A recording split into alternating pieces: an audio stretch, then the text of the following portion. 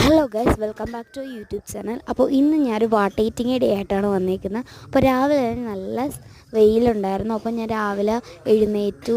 രാവിലെ അല്ല, ഒരു 8 മണിയായപ്പോഴാണ് ഞാൻ എഴുന്നേറ്റ്.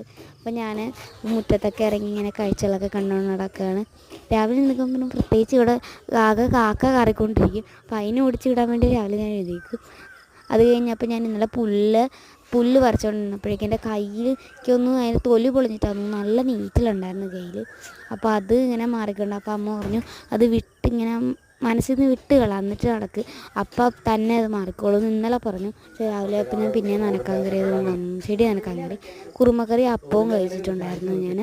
രാവിലെ അതായിരുന്നു, അല്ല പുട്ടായിരുന്നു, ഞാൻ മാമി കൊണ്ടുവന്ന് തന്നതാണ്.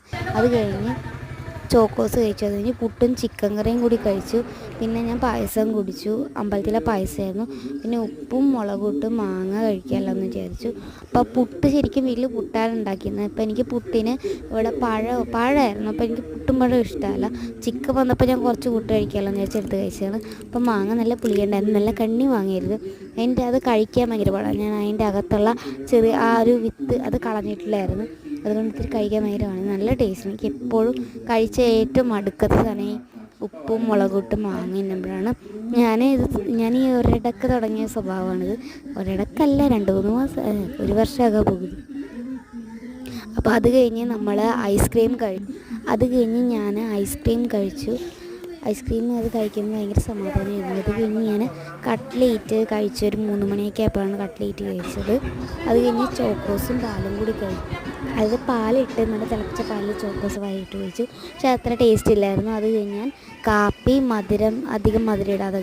ഇപ്പോൾ നമ്മൾ ഈ ലൈറ്റായിട്ട് കാപ്പി ഇങ്ങനെ പഞ്ചസാര ഒരുപാട് ഇടാതെ കുടിക്കുന്നത് നല്ല ടേസ്റ്റാണ്. അങ്ങനെ അതും കുടിച്ചുകൊണ്ട് കുറേ നേരം അവിടെ ഇരുന്നു.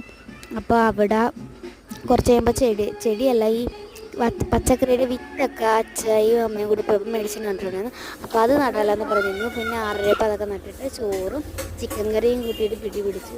ചിക്കൻ കറി നല്ല ചൂടാക്കിയിട്ട് ചോറിൻ്റെ കൂടെ കഴിച്ചു. ചോറ് നല്ല തണുപ്പ് തോന്നിയ ചോറായിരുന്നു.